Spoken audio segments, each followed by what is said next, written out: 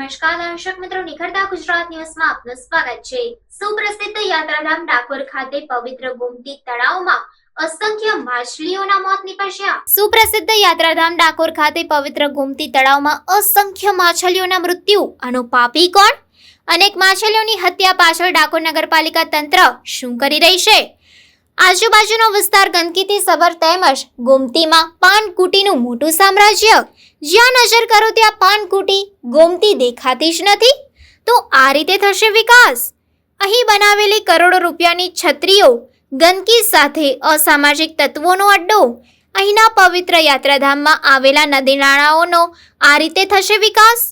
પૂર્વ ડેપ્યુટી સીએમને ડાકોર ખાતે આવે હજી થોડો સમય થયો છે। તેમણે પણ મીડિયા સમક્ષ કબૂલ્યું હતું કે પવિત્ર ગોમતી દૂષિત થઈ ગઈ છે, પણ ભાજપ શાસિત નગરપાલિકા તેમજ ધારાસભ્યોને આ બાબતે કોઈ રસ રહ્યો ન હોય તેવી સ્થિતિ સર્જાઈ રહી છે। સદસ્યતા અભિયાનમાં જ માત્ર રસ છે તેમ દેખાઈ રહ્યું છે। પૌરાણિક ધરોહર સમાન ગોમતીને દૂષિત થતી અટકાવવા ભાજપનું તંત્ર નિષ્ક્રિય। જ્યારે વડાપ્રધાને પણ નદીઓ સ્વચ્છ રહે તેનું અભિયાન ચલાવ્યું છે, તો ડાકોર ખાતે યાત્રા વિકાસ બોર્ડ શું કરી રહ્યું છે? અનેક સવાલો ઊભા થઈ રહ્યા છે। મૂંગી માછલીઓનો હત્યારો કોણ? મારું નામ કૃણાલ શર્મા છે અને હું ખેડા જિલ્લા કોંગ્રેસ સમિતિમાં મહામંત્રી છું। આજે જે ગોમતીની અંદર અસંખ્ય માછલીઓના મૃત્યુ થયા છે, એ બાબતે આપનું શું કહેવું છે?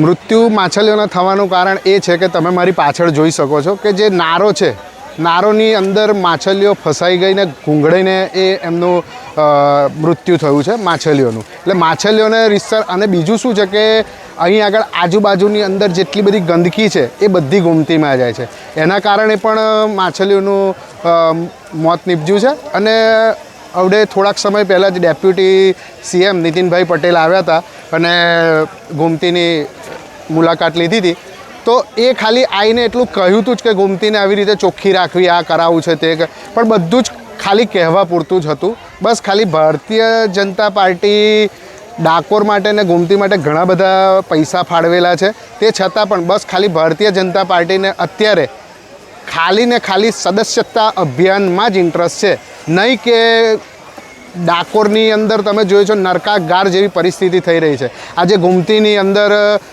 માછલીઓ મૃત્યુ પામી છે, ડાકોરની અંદર ઠેર ઠેર ગટરો ગંધાય છે, ફૂલ આખું ડાકોર ખદબદી રહ્યું છે, તે છતાં પણ તંત્ર જાગતું નથી। બસ ખાલી એમને સદસ્યતા અભિયાનમાં જ ઇન્ટરેસ્ટ છે।